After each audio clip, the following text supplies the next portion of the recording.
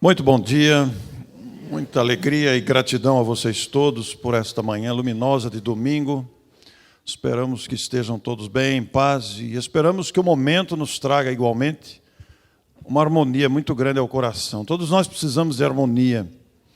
A prece do nosso Anésio indicou esse caminho com tanta propriedade, né? Porque nós precisamos mesmo de harmonia para viver com tranquilidade, ainda que relativa, e construir os nossos caminhos. Somos todos criaturas necessitadas de equilíbrio, para ponderarmos, discernirmos e agirmos corretamente. Vamos trazer o Evangelho para o nosso cotidiano. Nós temos uma grande necessidade de viver as lições maravilhosas do Evangelho. E nós vamos nos valer para isso, trazer o Evangelho ao cotidiano das nossas vidas, à ocorrência diária, normal, que ocorre com todo mundo, valendo-nos de uma lição que está neste livro aqui. Este livro é uma joia preciosa, é uma obra, digamos, até esquecida, digamos, até desconhecida de muitos. Esta obra está completando 50 anos de publicação. Ela foi publicada em 1973, junto com outra obra, praticamente as duas juntas, quase que ao mesmo tempo, que se chama Escrínio de Luz. As duas obras contêm mensagens do Espírito Emmanuel e foram organizadas por Wallace Leal Valentim Rodrigues, um grande vulto da cidade de Araraquara.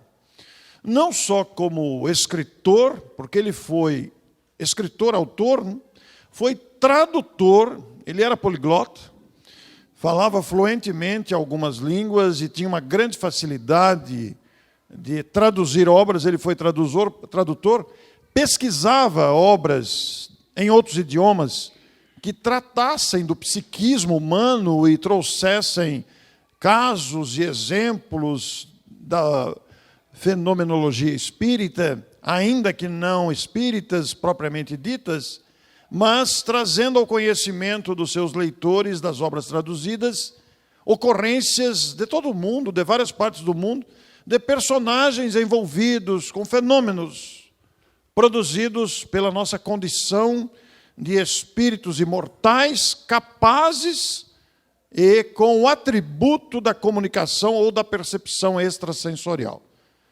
Vale dizer que a mediunidade não é exclusividade dos espíritas. Vale dizer que a influência dos espíritos não está restrita ao ambiente espírita. Os espíritos são as criaturas de Deus antes, durante e depois da encarnação. Com a diferença de que durante a encarnação, como é o nosso caso, de durabilidade bem rápida, nós fisicamente somos comparáveis a um produto perecível. Todos nós temos um tempo, daqui a pouco tem que voltar, e não adianta espernear, porque todos deveremos voltar mais cedo ou mais tarde. O tempo de vida física é limitado à nossa necessidade.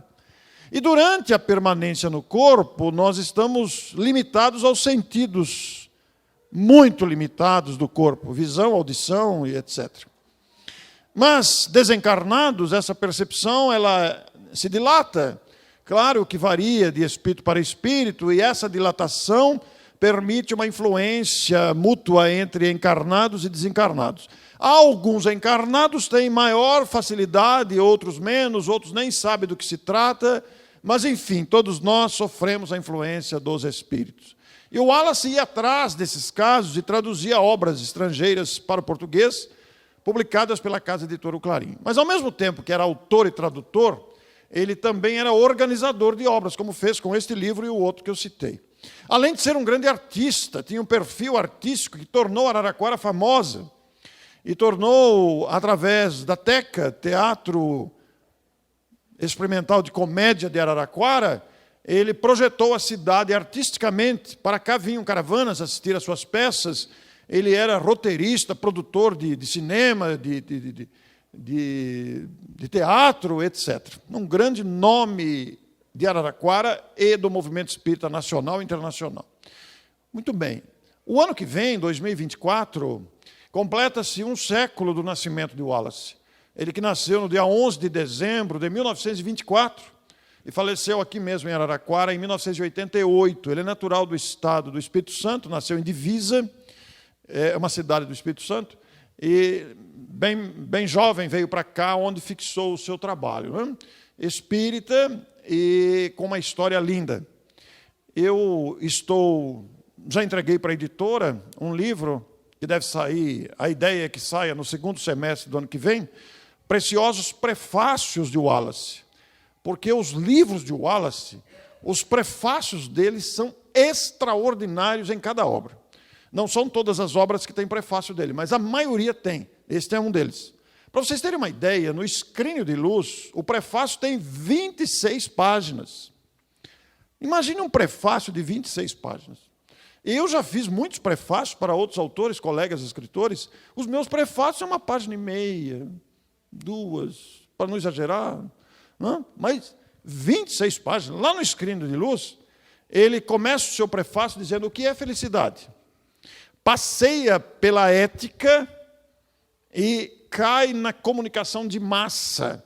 Há 50 anos atrás, quando não tinha internet, imaginem o valor desse prefácio. Então, eu sempre fui apaixonado pelos textos de Wallace, tinha uma grande facilidade para escrever, mas muita facilidade. Escrevia conquistando a atenção do leitor. Então, eu sonhava em fazer um livro com os prefácios, e, felizmente, esse sonho está concretizado. O livro já está pronto, está entregue à editora, vamos ver se sai, né? Se vai ser aprovado, tem isso também. Mas, enfim, o livro está entregue não é uma transcrição de prefácios, são trechos dos diversos prefácios comentados por mim, que organizei a obra, né? Mas por que estamos trazendo esse livro? Esse, como disse, é um dos livros organizados pelo Wallace, Segue-me. São mensagens avulsas de Emmanuel, psicografia de Chico Xavier, reunidas aqui. São capítulos curtos, compactos, são dezenas de capítulos, todos eles são muito curtos, mas de uma sabedoria. A sabedoria de Emmanuel, este maior filósofo do século XX na Terra, desencarnado, que através da mediunidade de Chico Xavier trouxe as suas experiências adquiridas na meditação, no estudo. Quando Domingos canta a música aqui, que está no livro há 2000 anos, referindo-se ao canto de Lívia ao seu amado público, que não soube compreendê-la, numa época de um homem orgulhoso, um senador, praticamente um membro do STF da época, numa época em que pelo menos havia honestidade. Então, este fabuloso espírito, ele era muito orgulhoso, era muito sábio, culturalmente muito bem preparado. Ele, então, devido ao seu orgulho, levado por uma calúnia conhecida e descrita no próprio livro, uma vez que a calúnia cantou aos seus ouvidos que Lívia o havia traído com Pilatos. Vale dizer que Pilatos era um homem devasso, era um mulherengo que queria aventuras com mulheres. E quando ele gostava de uma mulher, ele dava, na linguagem vulgar dos nossos dias, ele dava em cima dela. E também deu em cima de Lívia, porque Lívia era muito bonita. Lívia era mulher de Públio. E Públio foi transferido para fiscalizar Pilatos, porque havia rumores de corrupção e desvio de dinheiro. Já lá atrás. Então, o nosso Públio foi transferido para fiscalizar Pilatos. E Pilatos bateu o olho em Lívia e ficou pasmo. E não perdeu tempo, mas ela era uma mulher nobre, recusou a sua investida sensual. Mas quando Jesus foi preso, ele tinha poderes para soltar Jesus. E Lívia foi pedir para que ele soltasse Jesus. E quando ela saiu do gabinete de Pilatos, a voz da calúnia falou: olha lá sua mulher, de onde está saindo. E ele caiu nessa areia movediça e desprezou Lívia por 25 anos. Manteve o casamento de aparência, mas nunca mais falou com ela. Essa história se insere no contexto do que nós vamos falar hoje. Mas, por isso que eu estou contando ela. Mas, eu comentava com a Anésio aqui, essa parte não faz parte da palestra, mas eu vou incluir porque vale a pena. O Emmanuel, que foi esse famoso senador romano, na época de Jesus e que teve um encontro pessoal com Jesus. Imaginem vocês, Jesus foi ao encontro dele, porque Lívia, com a fé que ela adquiriu no Nazareno, estimulada pelo conhecimento da empregada Ana, que era cristã e acompanhava as pregações e as reuniões dos discípulos, Lívia tinha esperança que este homem que levantava os paralíticos, que devolvia a visão aos cegos e que fazia os prodígios da época, pudesse curar a sua filha Flávia, que estava enferma. E a Flávia, ouvindo as narrativas de Ana, para Lívia, pediu ao pai que procurasse o mestre nazareno para também curá-la. A menina tinha esperanças nesse detalhe. Mas eis que ele, um senador, pensava consigo mesmo: como é que eu, um homem de autoridade política influente na minha época, vou me sujeitar a um sujeito que ele classificava de desclassificado, que andava acompanhado de prostitutas, miseráveis, doentes e todo tipo de pessoa sem qualquer qualificação ou consideração social? Como é que eu vou me sujeitar a procurar um sujeito dessa estirpe? Mas ele estava desnorteado com a doença da filha e ficou na angústia entre o orgulho e o pedido da filha.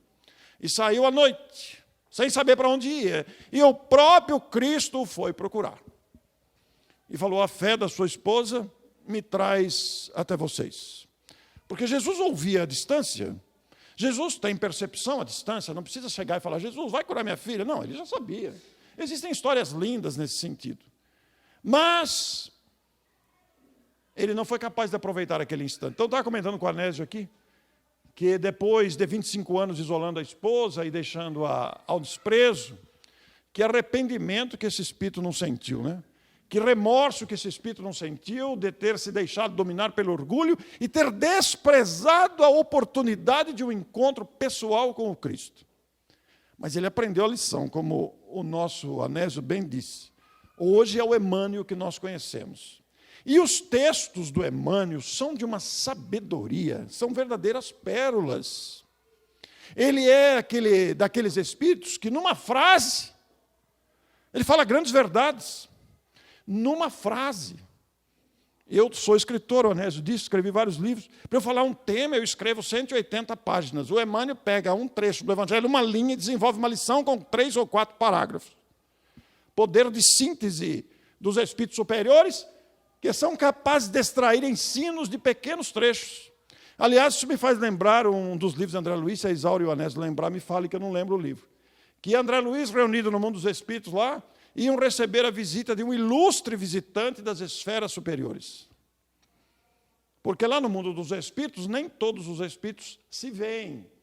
Os inferiores não conseguem ver os superiores. Os superiores veem os inferiores, mas os inferiores, visão limitada, ainda que estejam no plano espiritual. Então eles se reuniram lá num salão como esse, digamos, num efeito comparativo, para receber a visita de um ilustre vindo de regiões superiores. Preparado o ambiente, o espírito vai gradativamente se tornando visível. E eles iam fazer perguntas para esse espírito. Então fizeram várias indagações, e para cada pergunta que era feita, o espírito não falava nada dele. O espírito tirava das suas vestimentas, tirava um papiro, um pedacinho de papel, uma tira. E essa tira era um trecho do Evangelho. Então, digamos, fizeram uma pergunta lá, ele tirava o papelzinho e falava: bem-aventurados os brandos e pacificadores. Aí fazia outra pergunta, sede perfeitos. Não falava nada dele. Só falava referências de afirmações do Cristo. Por quê? Porque o Evangelho de Jesus é o norte absoluto para as nossas vidas. Nós ainda não percebemos o alcance que está embutido numa única frase, numa única expressão. Nós vamos percebendo isso gradativamente. A gente lê hoje sede perfeitos, tudo bem, sede perfeito. Mas ali nesses sede perfeitos tem tanta coisa embutida. É do nosso conhecimento também que em determinada época, vocês sabem disso, o Chico foi informado por Emmanuel que Emmanuel ia se ausentar por algum tempo, 2 semanas, alguma coisa assim. O senhor pode me dizer onde o senhor vai? Eu vou fazer um curso de Evangelho. Imaginem vocês. Então, nós vamos percebendo essas grandezas gradativamente. Então, Emmanuel tem essa capacidade. Dada a sua cultura vasta e o seu coração hoje sensibilizado para a influência do Cristo. E nesse livro, no último capítulo, como eu disse a vocês, são lições breves. Vamos trazer o Evangelho para o cotidiano, então, no último capítulo. Durante a pandemia, eu e Neuza lemos uma lição toda manhã, durante o café da manhã. Tomamos o café, lemos a lição, fazemos a nossa prece, e normalmente são lições de Emmanuel. Vimos vários livros de Emmanuel durante essa pandemia, porque são lições curtas e têm uma grande capacidade de síntese, além dos romances clássicos conhecidos. Mas a lição que trazemos hoje, no último capítulo desse livro, organizado por Wallace, o capítulo tem o nome de A Língua. Vamos começar, né? Chapuletada atrás de chapuletada. E Emmanuel pega uma carta de Tiago, o apóstolo. Sabem vocês que os apóstolos não tinham WhatsApp na época. Então eles escreviam cartas para os grupos, estimulando-os ao trabalho, ao conhecimento. E não era carta com caneta ou papel, que não existia ainda. Eram os chamados papiros, de uso bastante precário. Não dava para tirar xerox também. Nem isso. E a comunicação era muito lenta para chegar até outros destinos. Estava lendo ontem a Gênesis, o tempo que demorou para se espalhar a notícia de que a Terra era redonda. Porque um tempo eles achavam que a Terra era reta, conduzida por 4 elefantes. Lembram disso? Era uma cultura, porque eles não tinham meios de observação. Depois as pesquisas foram indicando que a Terra era uma esfera. Mas levou mais de 1000 anos para essa notícia andar. Porque não tinha comunicação como nós temos hoje. Hoje a notícia é na hora, instantânea. Muito bem, ele pegou um trecho de uma carta de Tiago, e o trecho é: a língua também é um fogo. Só isso ele pegou. Só isso. A carta é longa, a carta tem outras coisas. Ele vai dizer, inclusive, que Tiago faz considerações amargas em sua epístola. Considerações amargas. E diz assim: o início de todas as hecatombes do planeta, todas, localiza-se quase sempre no mau uso da língua. Ela está posta entre os membros, os 2 braços, né, do organismo humano, como o pequeno leme de uma embarcação poderosa, como lembra o grande apóstolo de Jerusalém. Em sua potencialidade está o recurso sagrado de criar, como o leme de proporções reduzidas foi instalada para conduzir. A gente vai lembrar as caravelas, que tem aquele timão, não é o timinho, é o timão mesmo. É o timão para conduzir a embarcação. Por isso que eu estou de camisa verde, né? A língua guarda a centelha divina do verbo, mas o homem, de um modo geral, costuma desviá-la de sua função grandiosa para o pântano de cogitações subalternas, e aí a temos como fonte de quase todos os desvarios da humanidade. Cristalizada em propósitos mesquinhos, a míngua de humildade e de amor.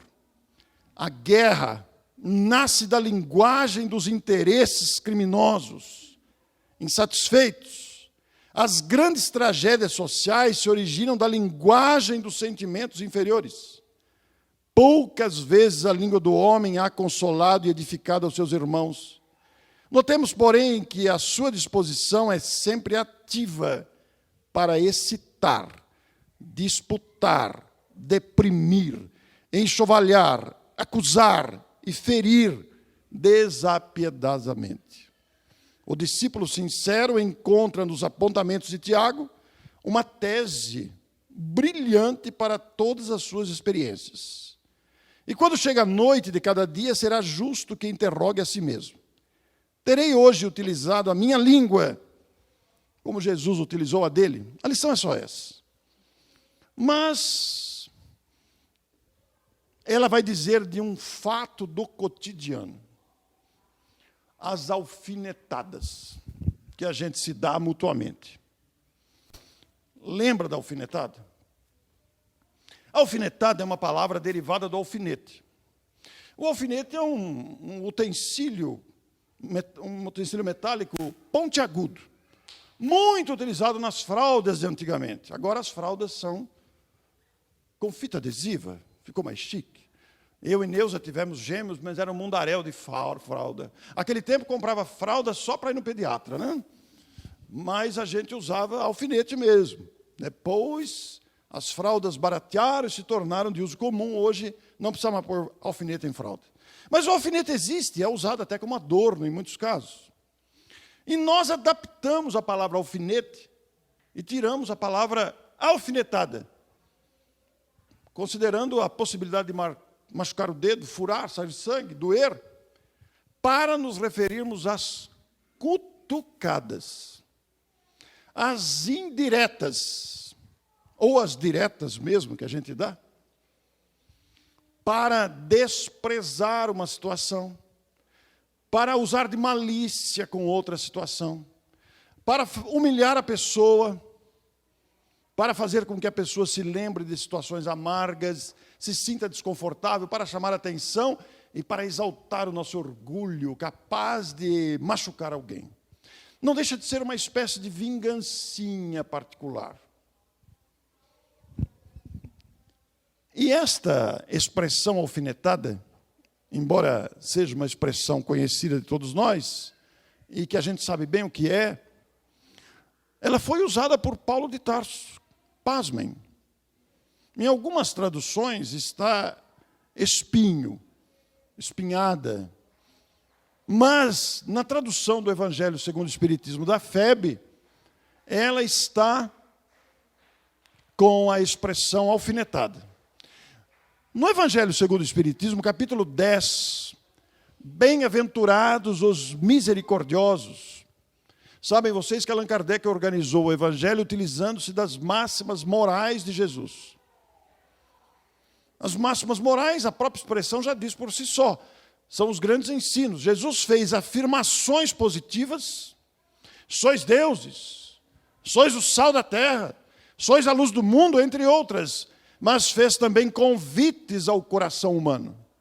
Sede perfeitos, perdoai 70 vezes 7 vezes, se alguém te pedir a túnica, dá a capa também, etc. São vários convites. Amai-vos uns aos outros como eu vos amei. São convites ao coração humano que reverberaram nos séculos. Sensibilizaram os seus contemporâneos e isso chega aos nossos dias como uma grande necessidade. Nós não temos outra alternativa. Ou nós aprendemos a amar, a melhorar a nós mesmos, ou estaremos batendo a cabeça e patinando continuamente, como está ocorrendo, como está em curso. E Deus não violenta a nossa decisão, Ele aguarda que a gente amadureça, a gente vai apanhando até aprender. E lá no capítulo 10, e como fez nos demais capítulos, ele dá o título, transcreve o trecho evangélico correspondente àquele título, faz as suas considerações sempre lúcidas e valiosas, e depois ele acrescenta, na maioria dos capítulos, o que ele chamou de instruções dos Espíritos. E lá nas instruções dos Espíritos, desse capítulo 10, estão várias mensagens referentes à misericórdia. A misericórdia, por si só, já vale outra abordagem. Aliás, até sugiro que depois vocês procurem a definição da palavra misericórdia. Mas, dentro das instruções, existe um subtítulo, perdão das ofensas. E nesse perdão das ofensas, há duas mensagens. Uma de Simeão e outra de Paulo de Tarso, espírito. O mesmo Paulo de Tarso que escreveu as famosas cartas, aquele Saulo orgulhoso, que às portas de Damasco para prender Ananias, também teve um encontro pessoal com o Cristo já desencarnado. Foi o outro Anésio que levou uma chapuletada, né? E transformou-se a partir da ficha que caiu. Essa hora da ficha cair, embora a gente não use mais a ficha de Telespe, mas essa ficha que cai, quando a gente se dá conta, este é o momento. Quando a gente se dá conta. E Saulo percebeu. Quem és?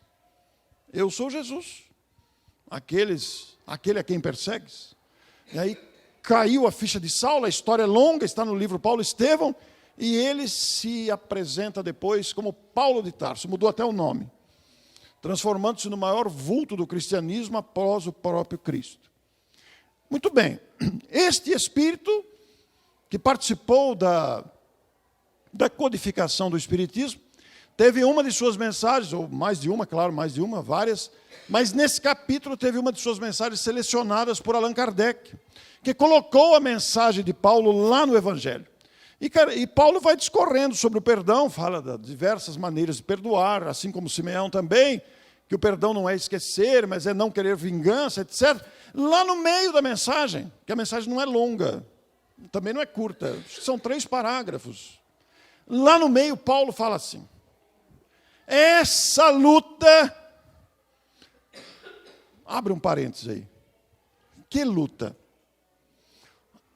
Essa luta que a gente vive, de interesses variados, luta entre disputas ideológicas, disputas políticas, disputas religiosas, disputas comerciais, disputas industriais, disputa de opinião, essas disputas mentais, verbais, disputas. É uma luta, nós vivemos um momento de luta. Convenhamos, o relacionamento humano é tenso. Ele não flui, é muito raro, na maioria das vezes é tenso. No trânsito, nas repartições, nas filas, na impaciência. O relacionamento é tenso. Então, essa luta dos interesses variados, vírgula, que começa com uma alfinetada, o Paulo está dizendo, e termina com uma ruptura.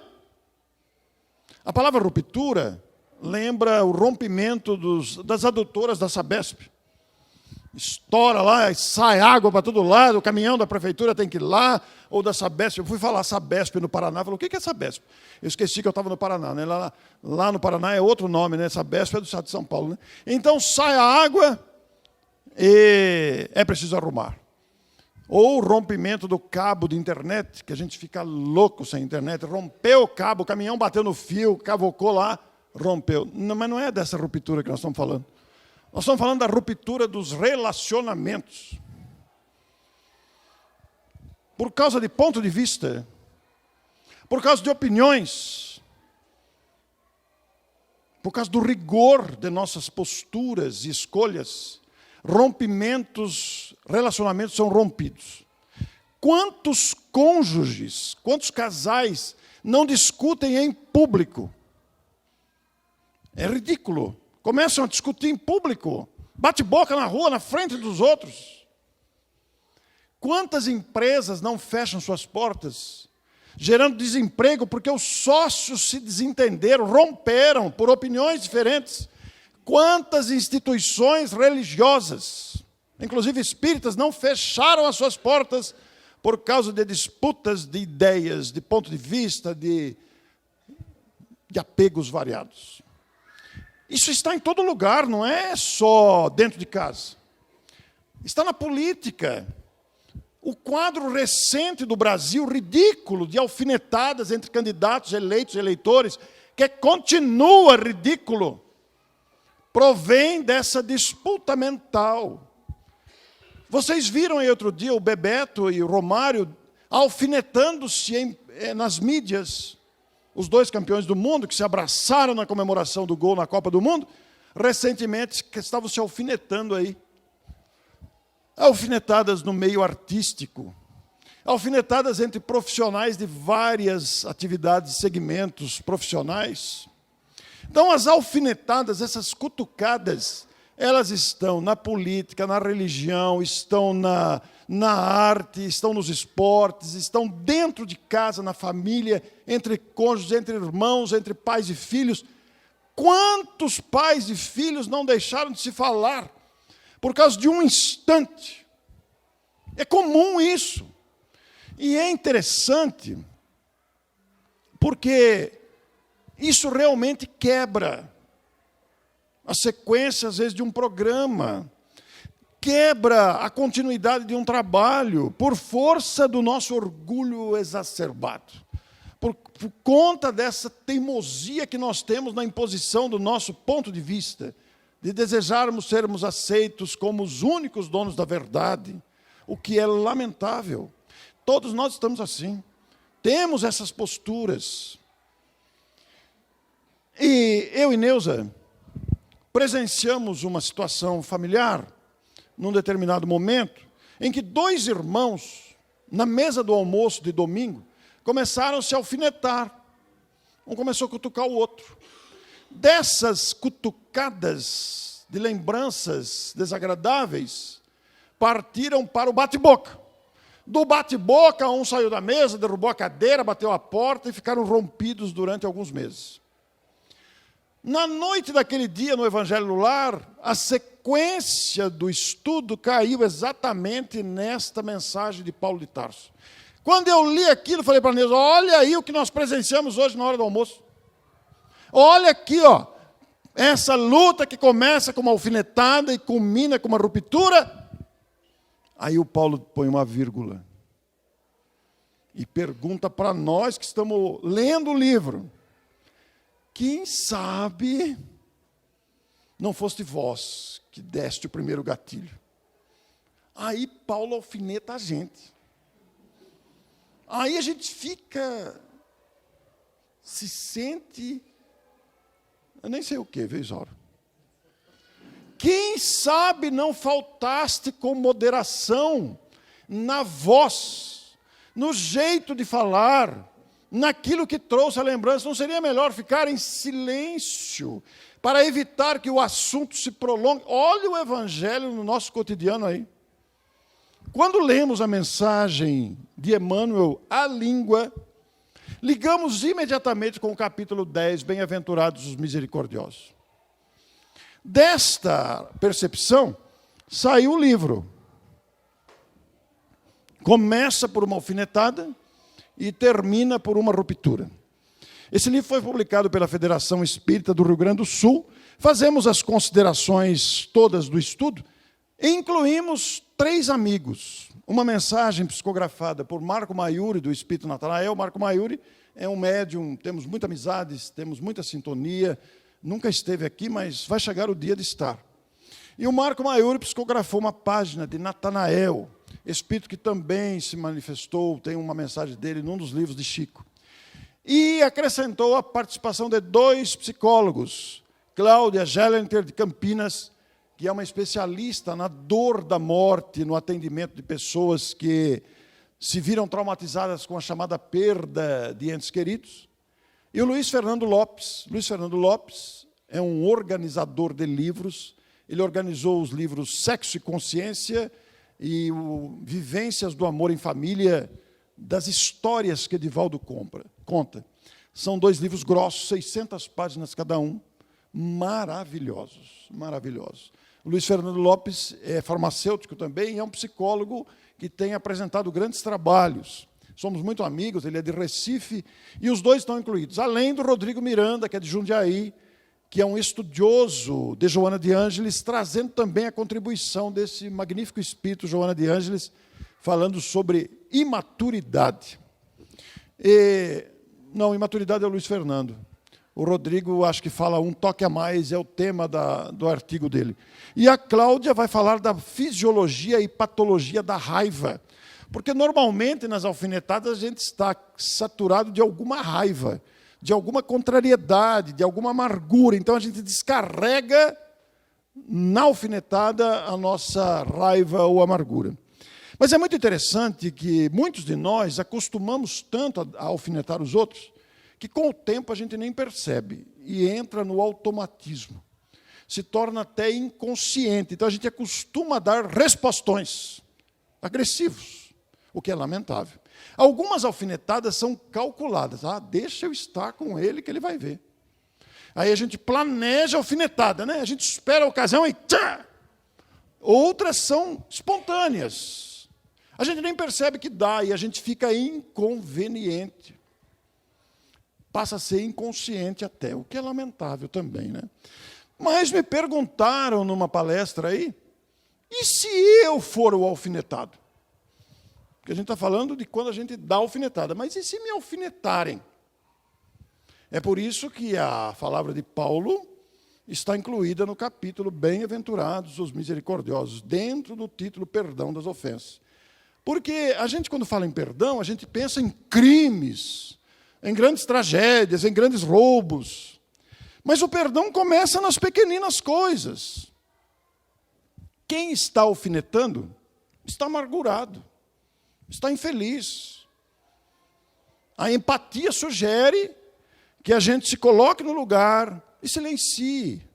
É melhor silenciar, porque, como diz o Paulo, quem sabe não foste vós que deste a primeira cutucada, que faltasse com moderação. Então a pessoa nos alfineta, a gente responde, e aí ficamos sujeitos à influência obsessiva.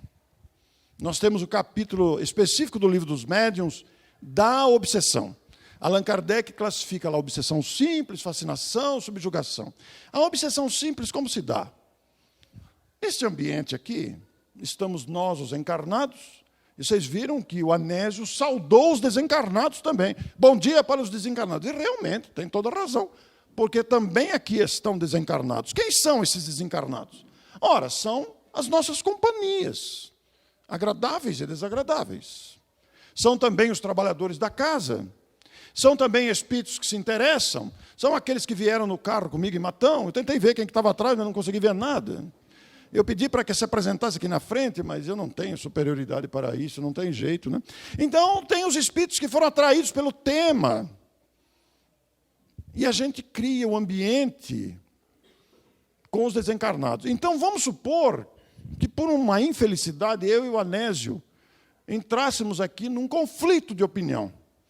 E a gente começasse a discutir. Não. Aí o que vai acontecer?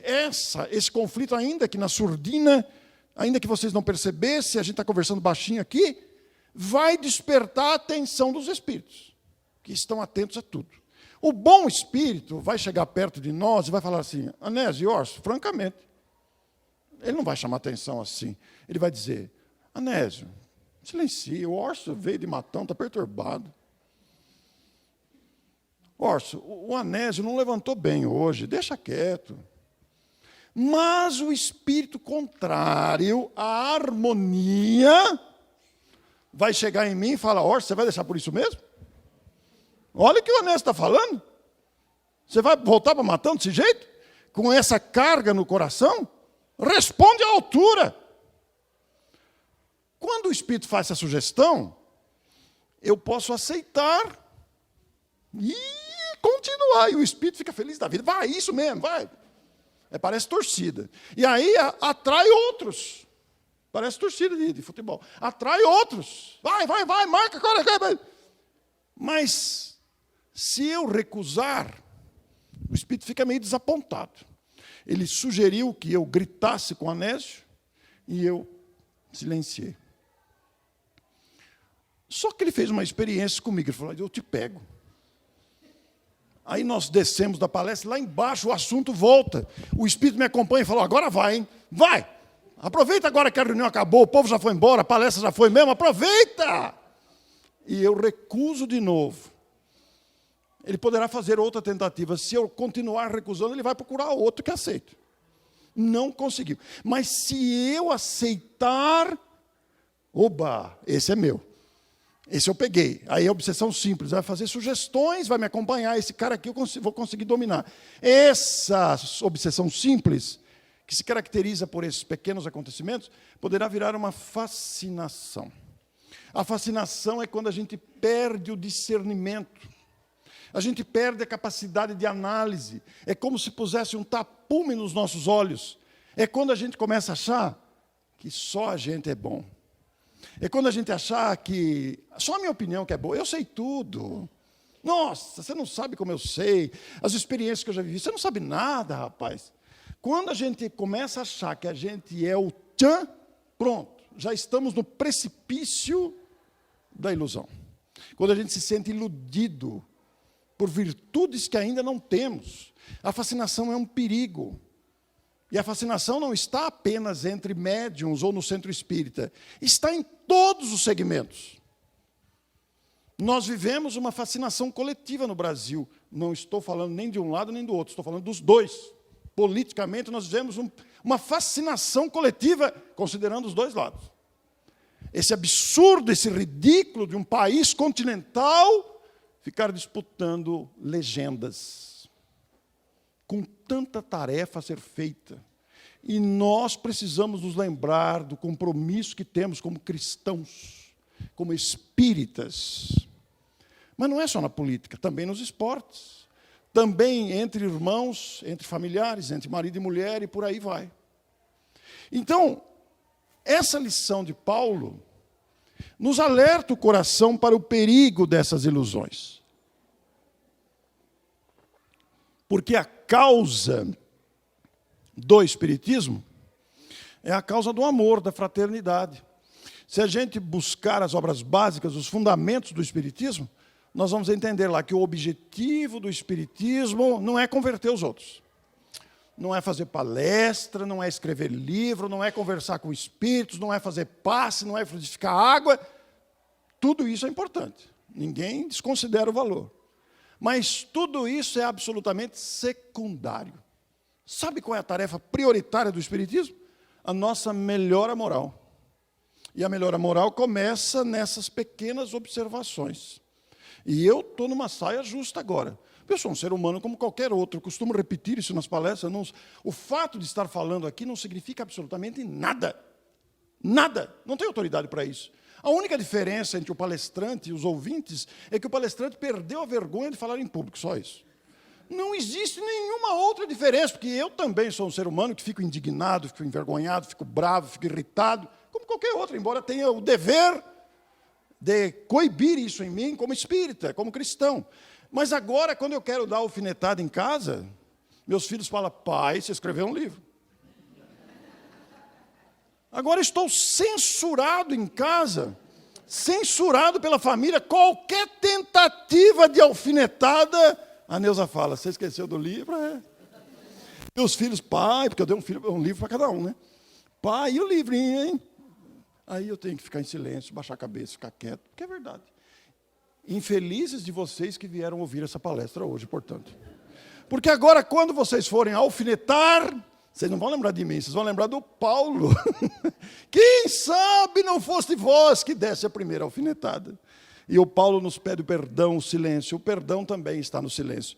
Mas o mais interessante é que a alfinetada, às vezes, não está só na boca, né? Às vezes está no silêncio também, está no olhar de malícia, está na ironia com que respondemos as coisas. Olha, gente, que desafio que nós temos pela frente. E são pequeninas coisas que, acumuladamente, viram a guerra da Ucrânia com a Rússia. E viram o cenário desolador dos nossos dias. Porém, nós temos um compromisso com o Cristo. Nós temos um compromisso com o Cristo. Nós temos o dever de levantar a cabeça e prosseguir, apesar da tempestade à volta. Porque tudo isso que está acontecendo, essas tempestades à nossa volta, tudo isso é bagatela. Isso vai desaparecer com o tempo. São ilusões. Porque esses que abusam, que exploram, que matam, que roubam, que estupram, que violentam, que corrompem, que mentem, que manipulam, que desviam dinheiro público, se soubessem o que os aguarda, não fariam. E não é castigo, hein? Não é castigo. Estão esquecidos de um detalhe fundamental. Daqui 30, 40 anos, 50 no máximo, vai. Estaremos todos aqui sepultados. E eles também. Defrontados, inclusive eu. Defrontados, embora o Domingos tenha dito que não chegou à metade da encarnação dele. Então nós vamos fazer um elástico de mais 70 para o Domingos. O Domingo é uma exceção, né? Nós precisamos da voz estimuladora do Domingos. Esquecidos de que nos defrontaremos com a própria consciência. Então, a causa espírita nos traz essa excelente motivação. Em 1998, talvez próximo, quando eu vim a Araraquara pela primeira vez, chegamos aqui, o Domingos estava lembrando isso, o Roberto Carioca foi quem me trouxe para Araraquara pela primeira vez, e o Domingo me transportou para a casa do Ariovaldo, onde eu fiquei hospedado a primeira noite que dormi aqui em Araraquara. Fiz palestra no Consolador, ainda na antiga sede. Eu havia escrito o livro Causa e Casa Espírita, relacionando esta causa do espiritismo com as atividades dos centros. Foi meu primeiro livro, que esgotou-se rapidamente. Fizemos uma edição caseira de 1000 exemplares na época, esgotou-se rapidamente. Passou o tempo, 25 anos passaram muito rápido, foi escrito em 98, publicado em 99. E a editora Allan Kardec de Campinas resolveu reeditar o livro. Aqui está, Causa e Casa Espíritas, 25 anos depois. Eu tive que reescrever o livro, porque aqui eu cito o Reto Projetor ainda, por exemplo. E Giz, Lousa e Giz, numa época em que nem se imaginava, né, o que nós temos hoje. Então, era a época das cartas. Eu punha carta social no correio para divulgar as palestras. Hoje, nós fazemos instantaneamente pelo WhatsApp. Então, eu tive que reescrever. O livro foi lançado. Os 2 livros saíram praticamente ao mesmo tempo e trouxemos para vocês. Então, eu quero deixar o meu abraço aqui. E, quando sentir vontade de alfinetar, lembra do Paulo de Tarso. E vamos nos esforçar para fazer silêncio. Eu já estou vivendo essa situação. E mesmo assim, vocês viram que eu dei 2 alfinetadas na palestra, né? O Timinho e o STF, né? Que coisa impressionante. Então, meu abraço a vocês. Se algo eu posso dizer, eu diria com a força da minha voz. Prossigam! Prossigam trabalhando. Prossigam confiando. Prossigam amando. Porque a vida conspira a nosso favor. A grandeza de Deus nós não temos dimensão como alcançar. A proteção e o amparo dos Espíritos está em toda parte. Portanto, prossigamos. Eu me incluo. Muito obrigado. Deus nos abençoe.